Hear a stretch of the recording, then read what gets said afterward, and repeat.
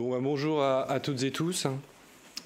Pour notre point hebdomadaire sur la campagne législative de la France Insoumise. Donc aujourd'hui, enfin, a été révélé, au moins les grandes lignes, par le gouvernement, son projet de destruction du Code du travail par ordonnance. Donc ça faisait plusieurs semaines que la France Insoumise dénonçait tant la méthode que les propositions qui étaient contenues par ces ordonnances. Et là, maintenant, nous avons enfin des éléments pour discuter sur le fond. C'est dommage que ça arrive à 4 jours du premier tour de l'élection, mais nous allons utiliser ces 4 jours pour dénoncer ce projet qui va modifier, sans que le Parlement ne puisse utiliser ses prérogatives telles que le droit d'amendement, ou même ne serait-ce que discuter des différents articles des textes, mais va modifier les conditions de vie de plus de 18 millions de salariés du privé. Parce que, on le sait maintenant, ce sont les salaires, c'est la durée du travail, c'est l'existence même du CDI, les conditions de travail des jeunes de moins de 16 ans. Ce sont tous ces éléments qui vont être bousculés, réformés, détruits, piétinés par le gouvernement et par sa politique via les ordonnances. Donc, face à ça, force est de constater que nous sommes, la France Insoumise, la seule force présente sur l'ensemble du territoire qui nous opposons franchement et vertement à ce projet. Et aujourd'hui, plus que jamais, le vote France Insoumise signifie bien un vote pour refuser les pleins pouvoirs à Emmanuel Macron, lui refuser le droit d'agir tel un monarque républicain qu'il entend être. Le vote pour la France Insoumise est aujourd'hui le seul moyen de faire entendre la voix de l'humanisme, la voix de l'écologie dans cette élection. Donc nous rappelons que nous sommes aujourd'hui les seuls à présenter le même programme à les élections législatives qu'à l'élection présidentielle. Nous sommes donc la seule alternative et la seule force qui propose une autre majorité possible, une majorité insoumise, qui appliquerait les propositions de l'avenir en commun.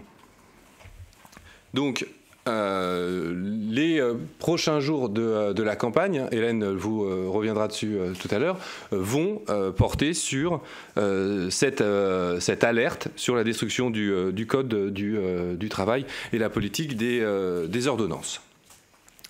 Par ailleurs, la France Insoumise est la force politique qui a fait reculer le Front National pendant l'élection présidentielle. C'est nous qui avons su nous adresser à ces électeurs du Front National pour leur proposer un autre vote, un vote vers un avenir radieux et des jours heureux. Aux législatives, nous continuons.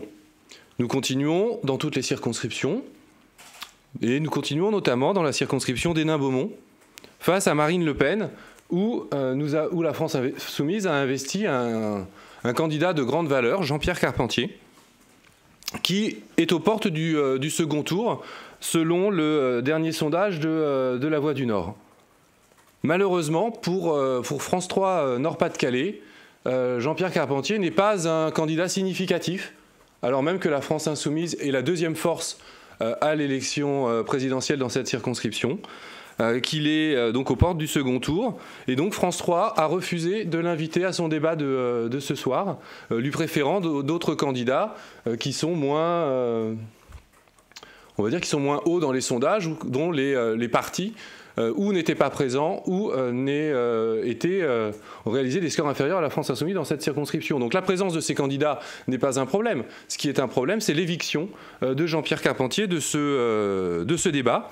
Donc nous ne pouvons pas l'accepter, et donc la France Insoumise a saisi le CSA pour que Jean-Pierre Carpentier puisse participer au débat de ce soir. Et donc nous profitons de ce point presse pour réaffirmer notre demande à France 3 Nord-Pas-de-Calais d'intégrer Jean-Pierre Carpentier dans le débat de ce soir. Enfin, nous avons eu les résultats des circonscriptions des Français de l'étranger pour le premier tour.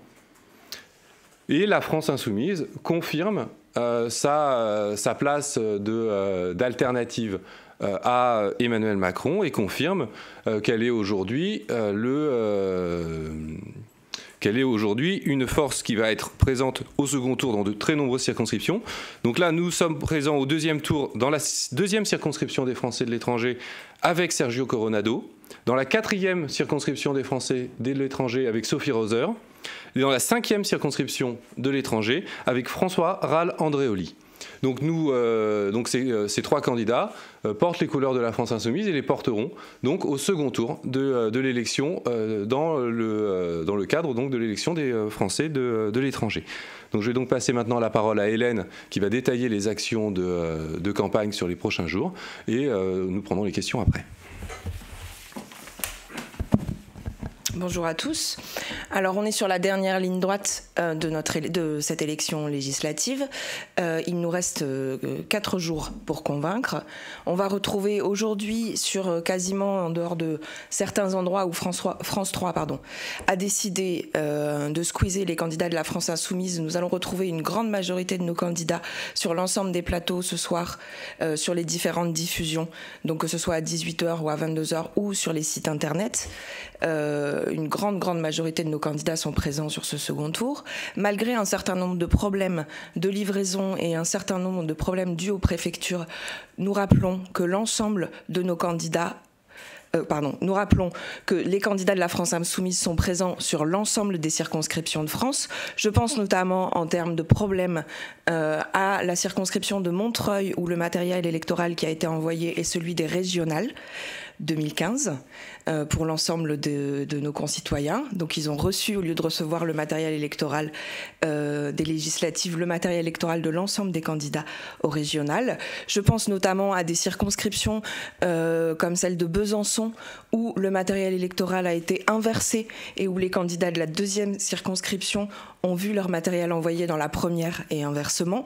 Il y a ainsi un petit peu partout en France des problèmes avec la privatisation de l'envoi des plis qui fait qu'un certain nombre d'endroits, dans un certain nombre d'endroits, nous n'avons pas de matériel électoral, mais nous rappelons que nous avons bien des candidats sur l'ensemble des circonscriptions et que le bulletin de vote qui vous a été distribué lors de la première conférence de presse avec le FI et la France insoumise est le vote pour la France insoumise partout en France pour l'ensemble de nos concitoyens. Sur les 4 derniers jours de campagne qui nous restent, nous invitons bien sûr l'ensemble de nos candidats à continuer leur porte-à-porte et leur action jusqu'à la fin. Vous pouvez le voir sur les réseaux sociaux, nous avons un nombre de moyens de diffusion de notre programme et de nos candidats qui est impressionnant.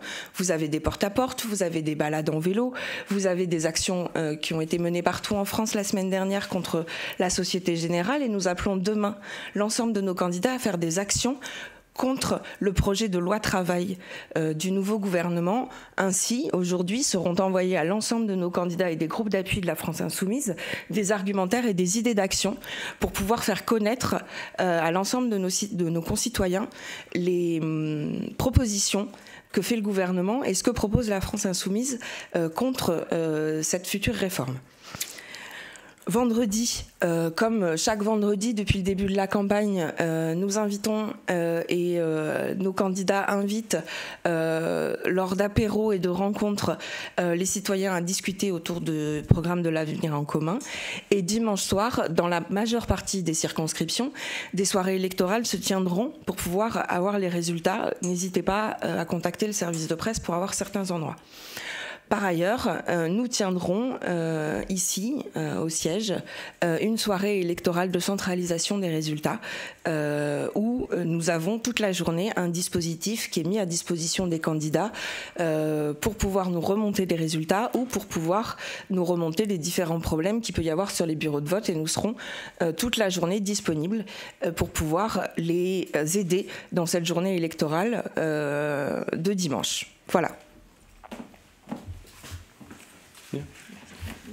Nous allons prendre des questions, s'il y en a.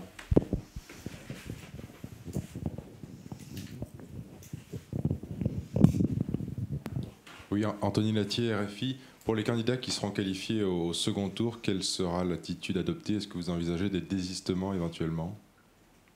Alors, pour l'instant, nous sommes au premier tour.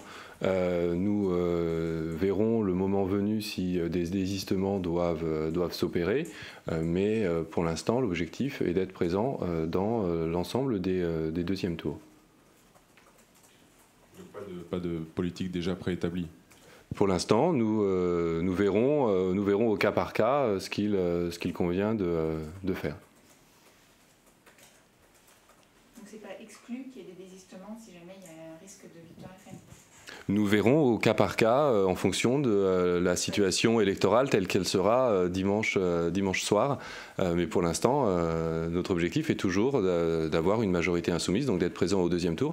Et donc la question du désistement se pose plutôt pour d'autres partis que pour nous. Moi, j'aimerais bien savoir ce que pense le Parti socialiste d'un désistement en cas de duel En Marche France Insoumise.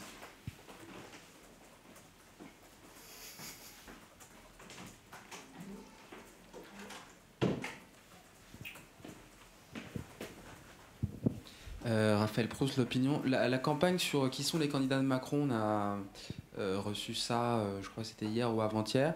J'ai pas très bien saisi si c'était une initiative de votre part, si c'était le Discord insoumis, si c'était les deux en même temps. Et qu'est-ce que vous cherchez vraiment à démontrer par cette campagne ? Je pense que c'est une campagne du Discord. Donc le Discord est autonome. Après, ce qui est facile de démontrer sur les candidats d'Emmanuel Macron, c'est que quand on parle de société civile, il faut savoir ce qu'on met derrière. Donc voilà, je ne suis pas convaincu que les candidats d'Emmanuel Macron, donc de la société civile, soient autant de la société civile que les nôtres, même si nos candidats ne sont pas des candidats issus de la société civile, parce que nos candidats sont des candidats à l'image de la société. C'est plutôt cette nuance qu'il faut mettre en avant, parce que nous avons des candidats qui ne sont pas encartés, des candidats qui n'ont jamais été candidats, qui n'ont jamais été élus auparavant, des candidats qui, comme vous et moi, ont un travail et qui sont totalement insérés dans la société. Et nous n'essayons pas de recycler des anciens conseillers ministériels sous l'appellation de société civile. Dans la liste, il y a des candidats que vous épinglez simplement parce qu'ils ont occupé une fonction dans telle ou telle entreprise, mais c'était pour ça que... Écoutez, c'est de la même manière, les fonctions occupées dans les entreprises ne sont pas anodines. Quand la directrice de cabinet du ministre du Travail est une ancienne DRH de grands groupes, ce n'est pas anodin dans la conception que l'on se fait du ministère du Travail sous un gouvernement Macron. Donc oui, ça peut, les fonctions occupées dans des entreprises peuvent tout à fait avoir une résonance politique et donner à voir ce que sera la politique d'Emmanuel Macron et de son gouvernement. Et d'ailleurs, ce qui sort des projets d'ordonnance nous montre que nous avions eu raison quand nous avions dénoncé ce choix de directeur de cabinet. Les différents sondages qui sont à prendre évidemment avec précaution, mais enfin quand même montrent que globalement la France insoumise par rapport au lendemain du deuxième tour, disons, baisse plutôt plutôt en tassement, voire en baisse dans les sondages pour législatives. Et on voit à l'inverse qu'En Marche est en passe d'emporter une majorité absolue et encore plus. Comment est-ce que vous réagissez à ça ? Est-ce qu'il vous reste encore du temps pour réduire l'écart ? Je pense qu'à un moment donné, nos concitoyens vont se saisir de ces élections législatives pour garantir l'expression de l'ensemble des sensibilités politiques au sein de l'Assemblée. Et moi, je suis prêt à parier que l'Assemblée qui sortira des urnes le 18 juin ne ressemblera pas à l'Assemblée qui nous est aujourd'hui promis par les instituts de sondage qui ont bien évidemment fait la preuve de leurs erreurs par le passé.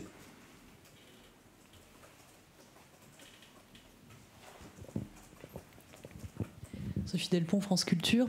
Quelles actions vous avez prévues pour essayer de faire de l'opposition à la loi travail un vrai argument de campagne. On a l'impression qu'il y a peu de réactions pour l'instant dans l'opinion.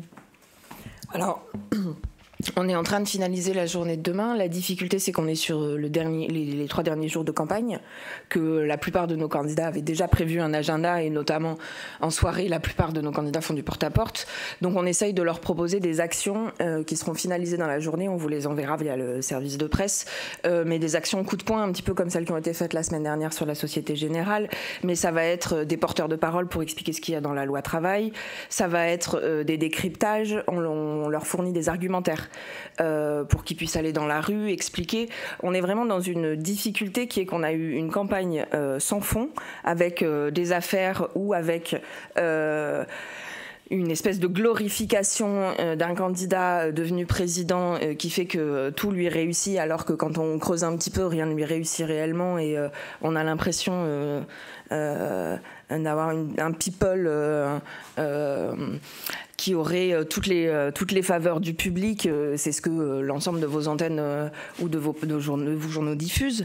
Donc on est dans une situation un petit peu compliquée pour pouvoir changer la donne et pour pouvoir organiser au dernier moment. C'est pas anodin quand un dispositif de loi travail tombe une semaine avant les élections. C'est aussi une manière de couper l'ensemble du débat. Donc on essaye de trouver les formes d'action qui vont permettre à nos candidats de remettre cette loi travail sur le débat. La difficulté est qu'on a très très peu de temps par rapport au deuxième tour, au premier tour, mais les élections de ce week-end des Français de l'étranger ont prouvé que même si on ne nous attend pas, même si on pense qu'on se tasse, on est quand même la deuxième force dans un certain nombre de circonscriptions. Je pense qu'aucun de vous, si on en avait discuté, aurait dit qu'on aurait des candidats au deuxième tour.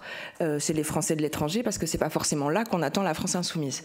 Donc les actions seront détaillées. Voilà, il y aura des communiqués de presse, on vous enverra notamment sur les circonscriptions parisiennes les endroits où il y a des actions demain, mais on va être sous la forme d'actions coup de poing d'ici demain soir et probablement dans la journée de vendredi pour dénoncer les différentes mesures, et surtout, en particulier, pour dénoncer la façon dont c'est fait, parce qu'on est sur une loi travail par ordonnance, alors qu'on élit un Parlement dimanche prochain. C'est-à-dire qu'on est en plein exercice démocratique d'élire un Parlement, et en même temps, on a un gouvernement qui dit « je vais faire une loi travail qui va concerner la majeure partie des citoyens, mais je vais la faire par ordonnance, et le Parlement n'aura pas le droit de pouvoir toucher à quoi que ce soit de cette loi-là ». Donc ce sera, voilà, on vous tiendra au courant sur les différentes formes d'action. On est encore en train de les réfléchir et d'avoir des remontées, notamment des différentes circonscriptions qui, elles, ont déjà prévu un certain nombre de choses.